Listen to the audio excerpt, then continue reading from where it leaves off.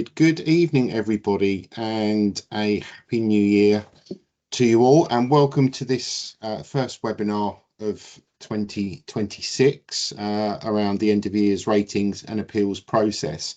Thank you to all of those that have submitted questions the back end of last year when we announced this webinar. So what we've done, we've incorporated the answers into the slides that we're going to show you. So we've got three speakers tonight: Jim Leonard, our General Secretary, Jerry Maloney, the Assistant Gen Sec, and also Keith Boylan, the Deputy, will be taking you through the process. So I'm going to start the slideshow, just bear with me, and I will pass you over to our General Secretary, Jim Leonard. Thank you very much. Good evening, everybody, and thank you for attending today's webinar. So yeah, as Graham's already explained, we've got a number of questions in. We're hoping that we can answer a lot of those through these slides, but we will open up for question and answers at the end for any questions that haven't been answered. We're really keen to get feedback on this process. It is a new process, another new process in this space, which we've seen, several new iterations over the last few years. We certainly hope for a bit of consistency going forward, but there's some elements that we are probably, like you, not as pleased about. So what we'll do is we will go through some of those points as well today, just talk you through the process, give you a bit of an understanding where there isn't any. Members have told us that despite the fact that there's a lot of information out there's still a bit of a lack of understanding around how this works and what this means for you and how it can impact things like your bonus and other bits and pieces. So if we can move on to the next slide, please. So this just gives you a bit of an understanding around, or we aim to give you a bit of an understanding around some of the components that feed into your ratings process. So the principles, obviously, of fairness and transparency. We want to talk you through around how you can challenge your rating, and this is very, very important because technically you're only able to challenge the rating descriptors. So that would be whether it's exceeded performance, whether it's sorry, bear with me. Whether it's exceeded or on performance or below performance. However, if you do challenge your descriptor and the numerical value changes, then you will see the benefit of that in your bonus payments. Now, what we would remind members is that you're not going to be aware of the impact of that change of numerical value until after the appeal window closes. So, you do need to think really carefully about whether appealing is the right thing for you. Should you decide to challenge your rating, then you will get absolute support from your caseworker. So if you're looking to appeal a rating, then please do get in touch with either your local caseworker or directly with the union office. Now, so what we'll do, we'll pass on to Jerry so he can talk you through a little bit more of that process. Okay, fair enough. Okay, the first part, there's several parts to this. I mean, the first part is to have an informal discussion with your manager. Now, one of the key things with this is to have, and having a constructive conversation, is that it doesn't become combative or adversarial in any way. Because often you'll find that, let's say, for example, if there is an area that you disagree with of the rating that you've got or some of the feedback you've received that you just don't agree with, often you can reach a consensus with your manager. I mean, at the end of the day, you're the subject matter expert on what your performance has been all year. So again, we encourage people to have that informal discussion with the manager. Be prepared for it. I mean, as I say, review documentation beforehand. As I say, you're the subject matter expert on what your performance all year because you've lived it and breathed it all year. But it does pay to get everything to hand beforehand, all the evidence that you might have as to that would actually support your assessment of how you feel you've actually gone all year. If there is any areas of difference between you and your manager in the viewpoint and how you've done, it shows basically kind of, look, you can actually put your best foot forward and do yourself justice in the discussion with your manager as well. Moving on again, and like that, resolving issues collaboratively. That just means it maintains the positive relationship between yourself and the manager. Again, for example, you can have a discussion, you can even have a difference of opinion on it, but it's important within that to just maintain a positive working relationship with your manager. Now, sometimes these things can be emotive because sometimes if somebody's worked very hard all year and you feel you haven't been done justice, it can be very easy for things to, people to become defensive. But all I encourage there is just to listen to both sides. Both sides listen to each other and just see where the actual conversation goes. If it's unresolved after the discussion, you can then go ahead for the formal appeals process. So we'll just go on to the next slide here. Now, again, you must get you must get your appeal submitted between the 8th and the 22nd of January. Don't leave it beyond that date, because you'll be struck out time-wise and you won't have the opportunity to appeal. Now, we do encourage people, if you do feel that for whatever reason you haven't received full justice or full recognition for what you've done, it's important that you do appeal, because if you don't appeal, it means you actually agree with the rating that you've actually received. So if there is an area where you feel you haven't been given justice or full recognition, please do appeal. That's the first point that I'd actually make. Again, as Jim has said earlier on, that it can only challenge the overall rating descriptors: underperformance, good performance, or exceptional. But as a result of that challenge, the numerical number can also be changed as part of that appeal. Again, what Jim has said earlier on is true. You'll only find out to what extent that numerical change is changed at the end of the actual process. Impartial review, again, you'll get an independent manager outside your reporting line who basically would actually be able to look at it from a constructive way, fresh set of eyes, to see. Basically, they will listen to your case. They will listen to why you're actually appealing, why you feel the rating that you received was actually unfair, and the hope is they'll make an objective decision on the back of that. Again, as I've said earlier, timely submission is important, in the sense that following the guidelines, etc. It just means that, I mean, in a nutshell, if you miss the time scale, you're actually time barred out, and that's something that's important that you don't want. Now, again, speaking with your caseworker, this is very, very important, because, again, as I've said earlier, you will know more about your performance, how you've done all year, etc., than anyone else. Often as well, with certain areas of the business, you'll know more about the expectations of your role than your caseworker will as well. And bringing them up to speed, it means that both of you go in completely and fully informed in relation to what your case is, why you feel that you deserve a better rating, and on the back of that, both of you can actually can present your case as a joint effort, and in the best light possible. Just go on to the next slide, please, Graham. Again, how to submit the appeal. Again, you notify your manager. Begin the appeals process by informing your manager that you intend to appeal against your performance rating. That doesn't have to be an adversarial conversation at all. You're entitled to appeal against your rating. There should be no, shall I say, ifs, ands, or buts in relation to why you're appealing it. That's a right that you actually have. And if you do feel you haven't been done justice, you're perfectly entitled to actually appeal. Contact the advance office to get a caseworker assigned to you. The earlier you do that, the better, because it gives you more time with your caseworker over the coming weeks, etc., just to actually gather stuff together, to actually make your caseworker completely conversant with your reasons for appeal, and also it gives both of you the best opportunity to actually prepare your case and prepare your defence, I suppose. Again, submit the appeal via Workday with all necessary documentation through the performance rating appeal section in Ask HR on Workday. And again, people and culture, they'll acknowledge the appeal and they'll assign an independent manager to review it within 10 working days. And go on to the next slide. Oh, Keith, sorry, that's you. Yeah. So just thunder. No, it's all right. Following on from that, Jerry, obviously, although they will acknowledge it in 10 days, doesn't necessarily mean that the meeting itself will take place in 10 days. There'll be notice given. They'll work with you and the caseworker and the independent chair to make sure that all parties are available. They're done on Teams, so it's a lot more. I think it's a lot easier to arrange those things than it used to be. I think it's fair to say, but it may be that it takes a number of weeks even after the 10-day confirmation deadline. So they'll be working with you, like I say, within the 10 days after the appeal submission to get a date in the diary and sort it out. You'll hopefully have some good conversations with your union rep to make sure that you can agree a strategy to go into that meeting with. The union rep has the right to kind of put any points forward on your behalf, but what they can't do if you're asked directly by the independent manager reviewing it is to answer any direct questions asked of you in the process.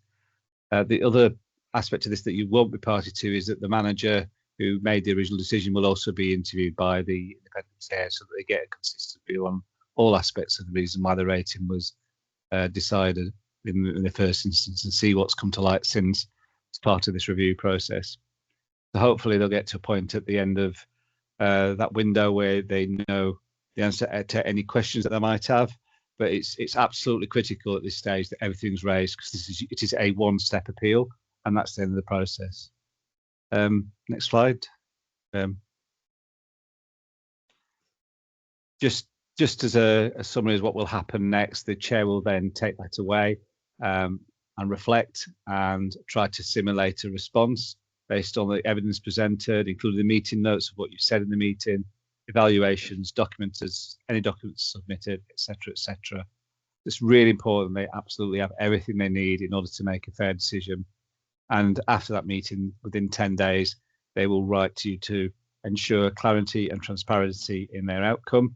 So you get a full rationale decision in writing as a response. And as I say before, that's the end of the appeals process. So any adjustments that are made on the back of that, so if your numerical scores increased or your rating descriptors increased, that will be impacted on the outcome to that decision and communicated to you and updated appropriately on Ask HR as well, ready for any changes to bonus and payroll, etc. That actually completes the process. What I would say, and I think we might have one more step that we'd probably consider then, Jerry, after that. It's always worth having a bit of a wash up with your union rep, I think it's fair to say, after the event, just to make sure you understand and digest what's happened in that process, but not technically part of the process, but it's definitely worth having a chat with the rep and see where you land. Absolutely. And try and see if you're satisfied with the process as well. That, you know, I think that's useful. Yeah. Great, thanks very much, chaps. Right, we're going to open it up to questions. Hopefully, we've captured everything that was submitted prior to Christmas for, when members emailed us in. If you do have any further questions, please email us info@advanced-union.org, our normal email address, and we will pick those up as well. This will also be available on our YouTube channel, and members will be emailed after this once we've edited it and uploaded to our YouTube channel. So let's turn to questions. If you have a question, please post it in the chat or raise your hand.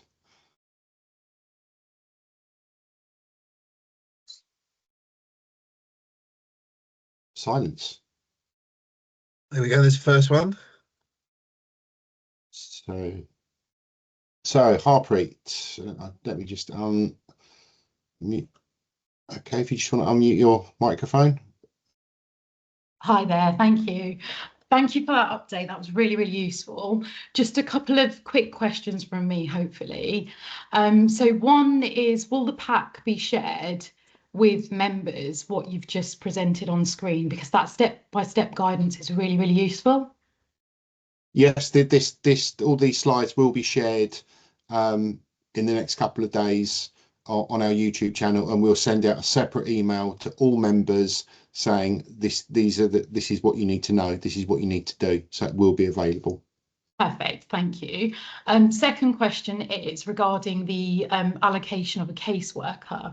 So in the slides there, I think it said that a caseworker would be assigned prior to the appeal submission. However, I think there's been some communication around that a caseworker is assigned post submission. So can I just clarify, at what point is a dedicated caseworker assigned?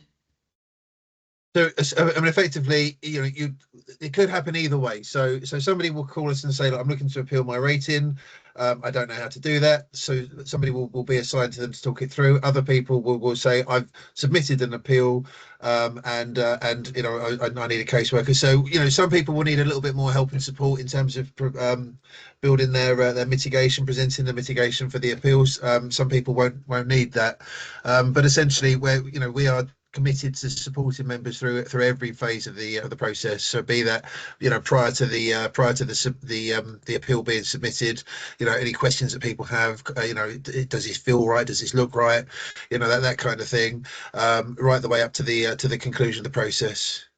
Perfect. And obviously, given that this appeals process is time sensitive, that's obviously a priority from a union perspective, isn't it? That making sure that allocation takes place, the right individual is allocated, because my third question was around sort of complicated cases. So where we might have, you know, situations where there might be a slight dispute or around evidence, submissions and things like that, are we looking at who is being assigned to help support individuals? I mean, what I would say to everybody is rest assured that nobody will receive will be assigned a representative who isn't fully trained and competent.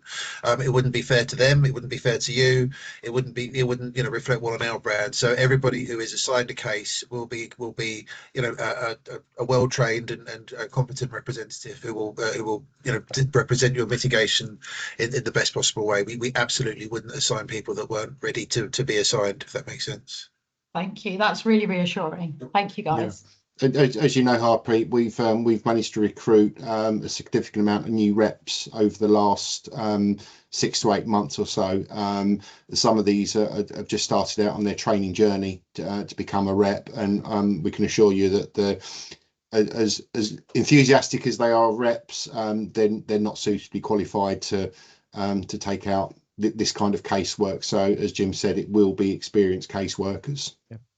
And Graham, obviously, and Jim, this will be a priority in this period for us around the support needed in that 2-week window in particular, because we are aware of the time bound aspect of that. If something there, if it means it's pushing our diaries a bit too tight, this will be the priority, because this is very time bound. I think it's fair to say. Absolutely. Okay, we turn to the questions now on the chat from Peter. If your manager has left the business since the end of the year due to redundancy, am I right in thinking that the appeal chair is not allowed to contact them to hear their side of the rating decision? Good question. Yeah, I mean, so the bank generally wouldn't contact people that no longer work for the bank to comment on internal processes. So I don't think it's a case of being allowed or not. It's just that it's very unlikely that will happen. Yeah, could have left the country, could be on holiday, who knows. Another question on the chat. If you have changed roles and was not signed off in the new role before the rating was decided, how are you rated, and is there a maximum rating that you can have? If so, can you appeal this? So actually, there is a formula on there is actually something to help managers to guide them towards deciding a rating somebody who's changed role during the year, because obviously you've spent part of your portion on one role, part of your portion on the other. I think combined with that, there'd be a kind of what I call a glide path into new role, where I think within the first few weeks to months, people are just building up speed to so are they where they need to be is the first question, and what do they do in the previous role? So there is a formula to kind of sort of look at the amount of time spent in one role versus the other role and evaluate it in that way, if that makes sense. And no, there is no maximum rating, is there, Jim, even in those circumstances? I mean, I read that question differently. Actually, as you said, what's the highest number that somebody could get? So maybe, I mean, but it's the same as before, isn't it? Same as always. It would, yeah. I mean, I wonder if it was alluding to the the contrary nature of the fact that somebody can get up to 3.5 technically, but the rating scale only goes up to 3. I wonder if that was what the question was about. But we have raised that as a concern, right, if you like. Yeah. But it's it is what it is. I wouldn't imagine that there'll be many people that will fall into that category, regrettably. And yeah, if you don't agree with your rating, no matter what the reason, then you can obviously appeal it. We would encourage all members who aren't happy with the rating that they've got to appeal, because I think Jerry made the point earlier on, if you don't appeal, then effectively you're saying, I agree with that and I'm happy. Yes. Okay, thanks for that. We'll go to Nicola Rose in Northern Ireland, one of our Northern Ireland reps. Good evening, Nicola. Hi, everybody. Just wondering, do we have any idea what the appeal process looks like and how long it's likely to take? Is it like a 3-page document, or have we had a chance to see what they're wanting from us if we're appealing? So I mean, it's going to vary depending on the nature of the appeal, the nature of the role. There's a variety of reasons as to why somebody might appeal. What I would say is that the more information and the more evidence that a member has, the richer the conversation and the better the mitigation that we can present on your behalf would be. So there's not a kind of a standard process for you have to fill out so many pages or so many words or whatever in order to appeal. It's going to be dependent on your own personal circumstances, but certainly the more information that you give a chair to consider, the richer the debate will be in the meeting, for sure.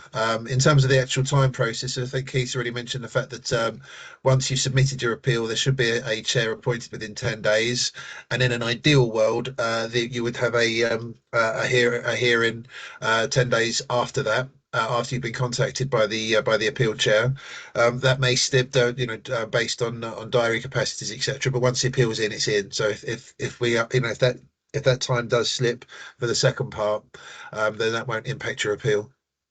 To that point as well. Oh, so sorry. Oh no, sorry. To that point as well, don't feel corporate fastened. That look, if you've got lots of documentation that you want to submit in addition, if you get that across to your caseworker, that'll make sure that the chair actually gets that well before the actual meeting, so that everything gets submitted. So people shouldn't feel hamstrung by the actual size of the document. You can actually make additional submission of additional information, and it'll all be considered.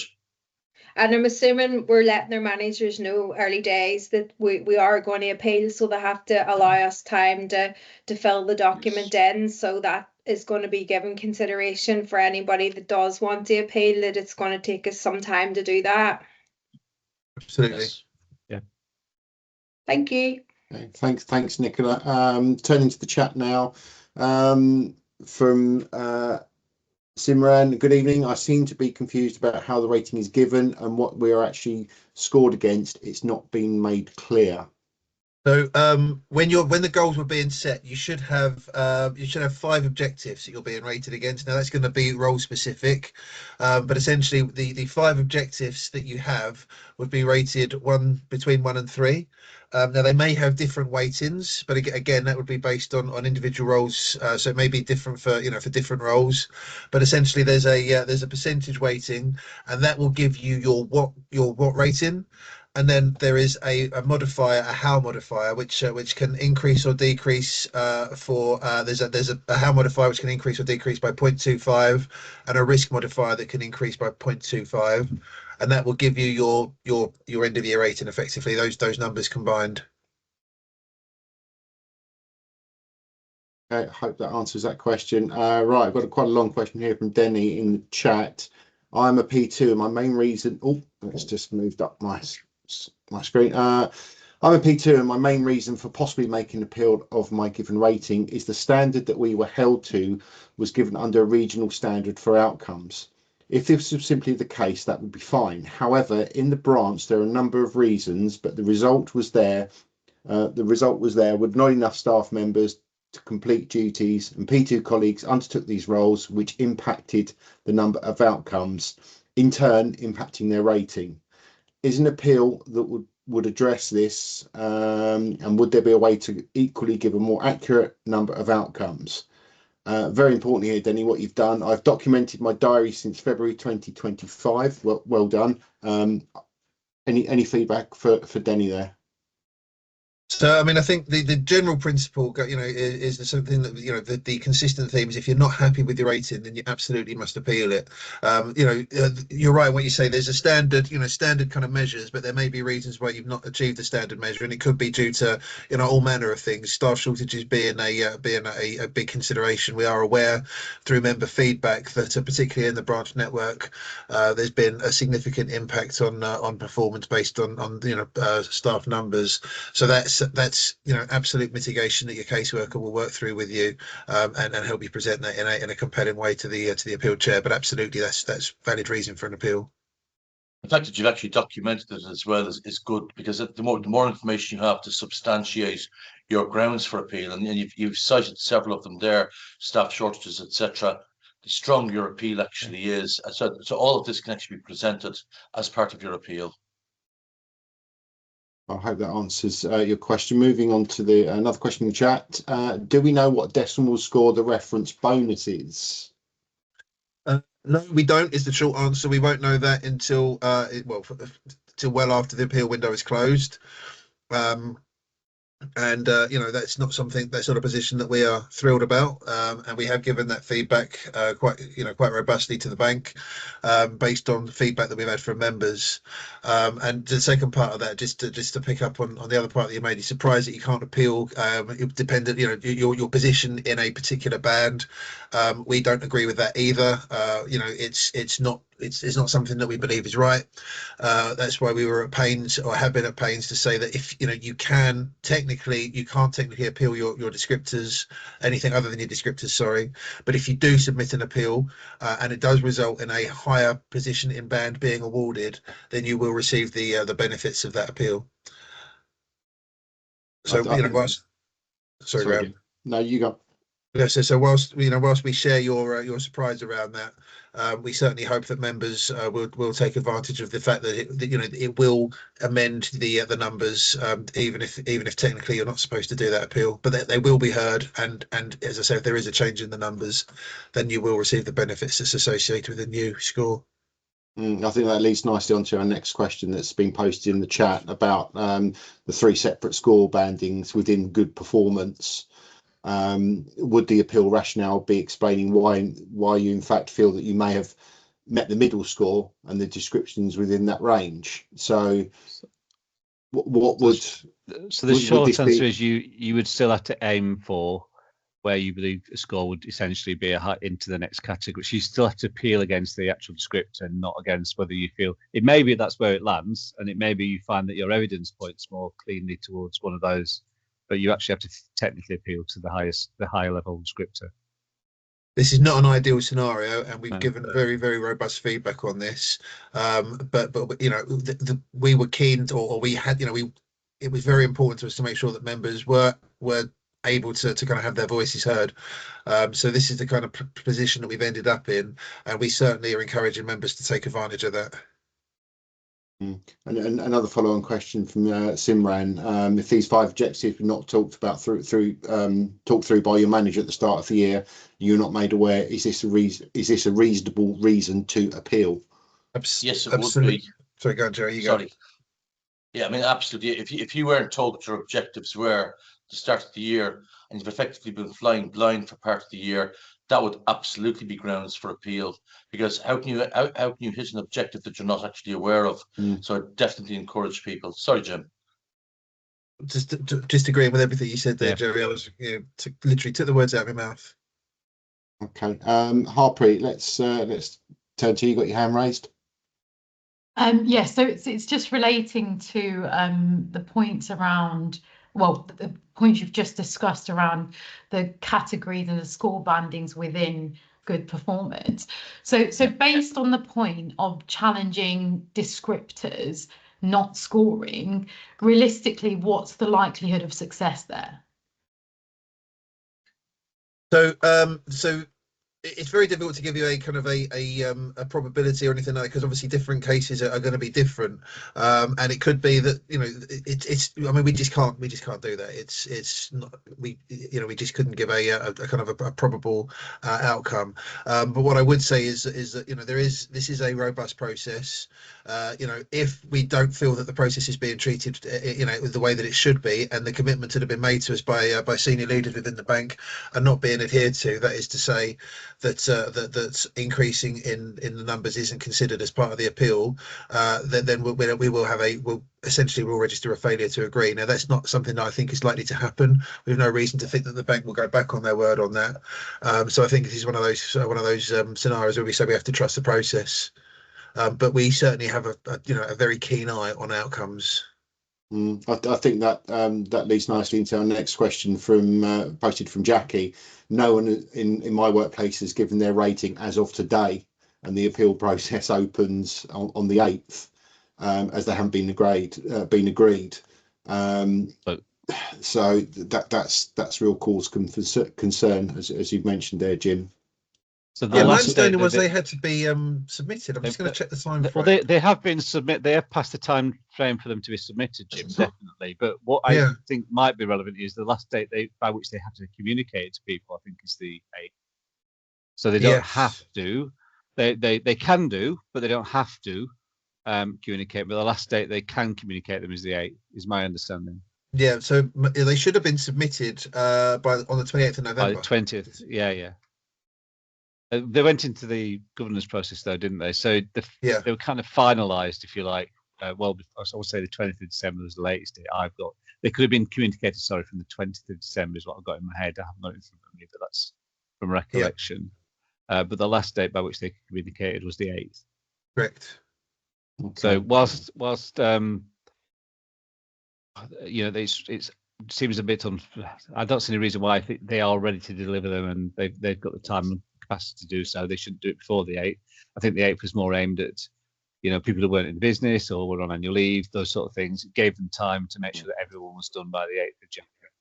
Yeah, I checked the system because I'm only officially back today, and the managers were meant to communicate by the 6th or the 7th, and it goes live on Workday on the 8th. So I also haven't been given my rating for very different reasons, but it'll be live on Workday by the 8th, and they're meant to have told us by that date. So if you haven't been told tomorrow, then I'm assuming you're going to find out on Workday on the 8th. Yeah. Which is our next question on the chat. I'll not know my rating until I look on Workday on the 8th. As I've had a conversation regarding this, will the time frame of the 8th to the 22nd be okay to appeal? I'm concerned that I may not have enough time to get documentation. I mean, that's the window is the window. I mean, what I would say is if you get to the end of the window and you haven't had a chance to compile all the data, submit your appeal with an addendum to say that there's more information to follow. But the with support from your caseworker, the strong aim will be that we'll get those in on time. I mean, again, I've had cases like that where people, through no fault of their own, there was information they couldn't get within that window, but they lodged it. The most important thing is that your appeal is actually lodged within the window, and afterwards, if there's things that are outside your control that you haven't got it, we can submit that afterwards, obviously before the hearing itself. Do we have any more questions at all? If so, raise your hand.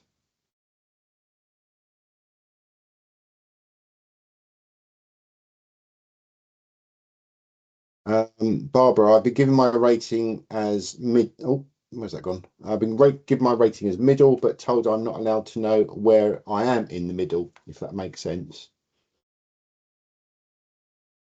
So you're on mute, Jim.